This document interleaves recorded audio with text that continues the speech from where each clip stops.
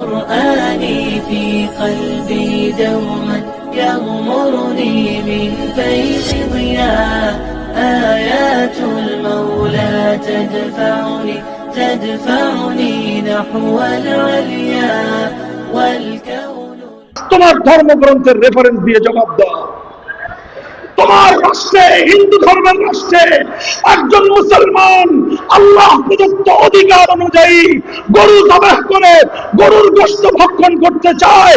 তোমার ধর্ম হিন্দু রাষ্ট্র একজন মুসলমানকে গরুর গোশত খাওয়ার অধিকার দিবে কি দিবে না? জবাব দাও। তোমরা কি আমাদের কোন মুসলমান ভাইকে গরুর গোশত খাওয়ার অধিকার দিবা, না শুধুমাত্র গরুর গোশত রাখার অপরাধে মুসলমানদেরকে আগুনে জ্বলন্ত পুড়িয়ে মারবা? জবাব দাও। তোমাদের দেশে, তোমাদের ধর্ম রাষ্ট্রে একজন মুসলমান গরুর গোশত খাইতে চাওয়ার অপরাধে তার গোটা বাড়িঘর জ্বালিয়ে সরকার করে দিবা, না তাকে গরুর গোশত খাওয়ার অধিকার দিবা? জবাব দাও। অতঃপর জবাব দাও, তোমার রাষ্ট্রে মুসলমানরা যে মসজিদ গড়েছে, মুসলমানরা যে মসজিদ নির্মাণ করেছে, সেই মসজিদ নির্মিত হওয়ার পর সেই মসজিদের নিরাপত্তা কে দিবে বলো? জবাব দাও। হিন্দু রাষ্ট্র, হিন্দুত্ববাদী রাষ্ট্রে মুসলমানদের উপাসনালয়, মুসলমানদের সিজদাগাহ, মসজিদ সম্পর্কে তোমার ধর্ম কি বলে? ধর্মগ্রন্থ থেকে রেফারেন্স সহ জবাব দাও। মুহতারাম হাজিরিন, এভাবে একটার পরে একটা যদি আমি প্রশ্ন করতে থাকি, হিন্দু ধর্মাবলম্বীদের কাছে জবাব চাইতে থাকি, জবাব চাইতে থাকবো, হিন্দু ধর্মাবলম্বীদের কাছ থেকে জবাব পাওয়া তো দূরের কথা, কোন রা শব্দ পাওয়া, টি শব্দ পাওয়া সম্ভব নয়। একই কথা খ্রিস্টানদের ব্যাপারে জবাব দাও। দুনিয়ার 200 কোটি খ্রিস্টান, তোমরা যদি তোমাদের খ্রিস্টান ধর্ম অনুযায়ী রাষ্ট্র গঠন করো, তোমার সেই খ্রিস্ট রাজ্যে আমার একজন মুসলিম মেয়ে হিজাব পরে বিশ্ববিদ্যালয়ে যেতে চায়, হিজাব পরবার অধিকার তোমরা তাকে দেবা কিনা? জবাব দাও। আমার একটা বোন, আমার একটা মেয়ে আল্লাহর ফরজ বিধান পর্দা করতে চায়, পর্দা করবার অধিকার তাকে দেবে কিনা বলো? আমার একজন মুসলিম বাবা তার 15 বছর বয়স্ক একটা মেয়েকে বিয়ে দিতে চায়। এবার বলো, তোমরা সেই মুসলিম বাবা যে তার নিজের মেয়ের নিরাপত্তার জন্য 15 বছর বয়সে বিবাহ দিতে চায়, তোমরা তাকে হ্যান্ডকাফ পরায়ে আসামির কাঠগড়ায় দাঁড় করিয়ে তার জন্য তোমরা বিচারের ব্যবস্থা করবা, না সেই দায়িত্বশীল বাবার জন্য পুরস্কারের ব্যবস্থা করবা? জবাব দাও। জবাব নাই, জবাব নাই। সারা দুনিয়ার কোথাও তুমি জবাব পাবে না। পাল্টা প্রশ্ন করো আমার ইসলামের কাছে।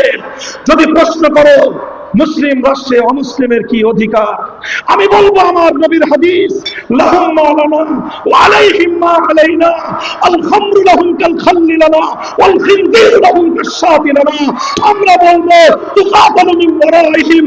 আমার নবী বলবেন, একজন হিন্দু নারীর ইজ্জতের হেফাজতের জন্য, একজন মুসলিম পুরুষের নারীর জীবনের নিরাপত্তা দেওয়ার জন্য প্রয়োজনে 200 কোটি মুসলমান জিহাদ করবে, লড়াই করবে।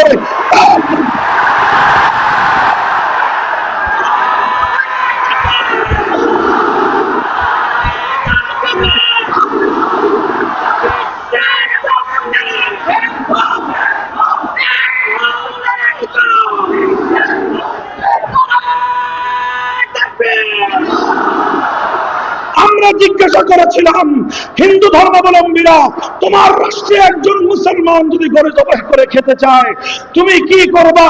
জবাব মুখে দাও নাই, কাজে জবাব দিয়েছ। সে মুসলমানের জীবনে নিরাপত্তা থাকবে না। কোন মুসলমান যদি গরুর গোশত খেতে চায়, তোমরা তাকে টুকরো টুকরো করে হত্যা করবে। কোন মুসলমান যদি গরুর গোশত খেতে চায়, তার গোষ্ঠী শুদ্ধ আগুন দিয়ে পুড়িয়ে সরখান করে দিবে। এই তো ছিল তোমাদের কার্যত জবাব। আমাদের কাছে প্রশ্ন করো, যদি একটি মুসলিম রাষ্ট্রে কোন হিন্দু, কোন খ্রিস্টান, কোন ইহুদি যদি শুকরের গোশত খেতে চায়, ইসলাম কি বলে? ইসলাম বলে শুধু শুকরের গোশত খেতে পারবে তাই নয়, বরং শুকর লালন পালন করতে পারবে। কোন একজন হিন্দু, কোন একজন খ্রিস্টানের কোন একটা শুকরের ছোট্ট একটা বাচ্চাও যদি কোন মুসলমান ক্ষতি করে, কোন মুসলমান যদি একটা শুকরের বাচ্চা মেরে ফেলে, আল্লাহ কোরআন, আল্লাহ নবীর হাদিস স্পষ্ট আল্লাহ নবী বলে দিয়েছেন, অপর একজন মুসলমানের একটা বকরির বাচ্চা হত্যা করলে যেই পরিমাণ জরিমানা দিতে হতো, আমার নবীর ফরমান হলো এই, একজন হিন্দুর একটা শুকরের বাচ্চাকে হত্যা করার পর সমপরিমাণ জরিমানা ইসলামী আদালত মুসলমানের ঘাট ধরে উসুল করে দেবে।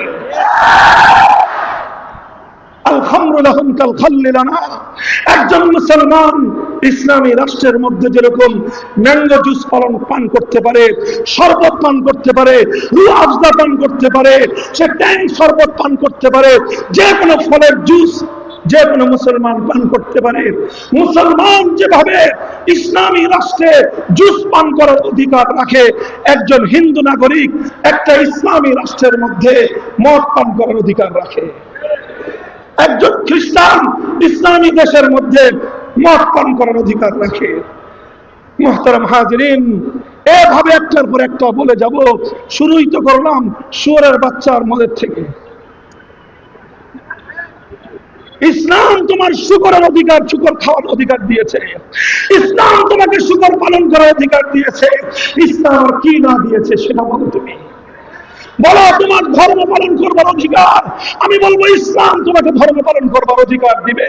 তোমার মন্দির রক্ষা করবার অধিকার, ইসলাম বলবে তুমি মন্দির রক্ষা করো, মন্দিরে তুমি দেবতা নির্মাণ করো, মন্দিরে তুমি দেবতার পূজা করো। ইসলাম এবং মুসলমান পশ্চিমকালে তোমার ধর্মীয় স্বাধীনতার হস্তক্ষেপ করবে না। তোমাকে সামান্য কিছু দায়িত্ব পালন করতে হবে, এবং তোমার সেই দায়িত্ব পশ্চিমকালেও একজন মুসলিমের চেয়ে দায়িত্ব বেশি নয়। একজন মুসলিম সে রাষ্ট্রকে কিছু খরচ দিবে, কিছু খাতে খরচ দিবে। মুসলমানদের রেভিনিউ কালেকশন হবে যাকাত থেকে, গনিমত থেকে, মালে ফাই থেকে, এবং বিভিন্ন জায়গায় জমিনের উৎপাদিত ফসল থেকে। যেই খনিজ সম্পদ, মুসলমানরা খনিজ সম্পদ উত্তোলন করলে সেই খনিজ সম্পদ থেকে নানা খাত থেকে রাষ্ট্রকে মুসলমানরা টাকা দিবে। হিন্দুরা, বৌদ্ধরা, খ্রিস্টানরা, মুসলমানরা যেরকম 2.5% যাকাত দেয়, তারা ঠিক একইভাবে কিছু পার্সেন্ট তারা জিজিয়া দিবে, তারা কর দিবে। এবং সেই কর দেওয়ার ব্যাপারে আমার নবী স্পষ্ট নির্দেশনা দিয়েছেন, একজন অমুসলিমের কাছ থেকে কতটুকু কর নেওয়া যাবে, কতদিন কর নেওয়া যাবে। আল্লাহ নবী পরিষ্কার বলে দিয়েছেন, একজন অমুসলিম নাগরিক থেকে ততটুকু কর নেওয়া যাবে যতটুকু কর পরিশোধ করতে একজন অমুসলিমের জন্য সেটা পিঠের বোঝা না হয়ে যায়, তার জন্য বার্ডেন না হয়ে যায়। কতদিন কর দিবে? যতদিন পর্যন্ত একজন অমুসলিম নাগরিক সে কর্মক্ষম থাকবে, উপার্জনক্ষম থাকবে, যতদিন তার উপার্জন করার সক্ষমতা থাকবে ততদিন সে কর দিবে। আর যখন সে উপার্জন করার সক্ষমতা নাই, আল্লাহ নবী ইসলামী রাষ্ট্রপ্রধানকে বলে দিবেন যে তার যৌবনটা তোমার রাষ্ট্রের জন্য সে ব্যয় করেছে, তার যৌবন দিয়ে তোমার রাষ্ট্রকে সে সার্ভিস চার্জ দিয়েছে। বার্ধক্যের সময়ে ইসলামী রাষ্ট্র একজন হিন্দু নাগরিককে বিনামূল্যে সেবা দাও। ইসলাম বলবে একজন অমুসলিম বৌদ্ধ নাগরিককে বিনামূল্যে সেবা দাও, একজন খ্রিস্টান বৃদ্ধ নাগরিককে সেবা দাও। এটাই বলবে ইসলাম। আলহামদুলিল্লাহ, সুম্মা আলহামদুলিল্লাহ, ব্যর্থহীন ভাষায় আমরা বলতে পারি, ইসলাম অনুযায়ী যদি আমরা রাষ্ট্র গঠন করি, সে রাষ্ট্রে শুধুমাত্র মুসলমানদের অধিকার নয়, সে রাষ্ট্রে যেমনি ভাবে মুসলমানদের অধিকার সংরক্ষিত থাকবে, অমুসলিমদের অধিকার তার চেয়ে বেশি সংরক্ষিত থাকবে। কি বললাম? তার চেয়ে বেশি, তার চেয়ে। মুসলিম রাষ্ট্রে, ইসলামী রাষ্ট্রে মুসলমানের চেয়ে অমুসলিমের অধিকার বেশি সংরক্ষিত থাকবে। তার কারণ মুসলিম রাষ্ট্র যদি মুসলমানদের অধিকার হরণ করে, সে বিষয়ে আল্লাহর কাছে মুসলমান নিজে বাদী হয়ে মামলা দায়ের করবে। আর মুসলিম রাষ্ট্র যদি অমুসলিমের অধিকার হরণ করে, সেই অমুসলিমের পক্ষ হয়ে স্বয়ং রাহমাতুল লিল আলামিন আল্লাহর দরবারে বিচার দায়ের করবে। দিস ইজ ইসলাম। এই হলো ইসলাম। মুহতারাম হাজিরিন, আমি দুটো রাষ্ট্র ব্যবস্থা নিয়ে, দুটো অর্থ ব্যবস্থা নিয়ে, চারটা স্যাম্পলের মাধ্যমে আমি আবার পুরাতন কথা রিপিট করছি। এই চারটা বিষয় শুধু নয়, মানব জীবন সংক্রান্ত যে কোনো গুরুত্বপূর্ণ প্রশ্নের সমাধান দিতে পারে একমাত্র ইসলাম।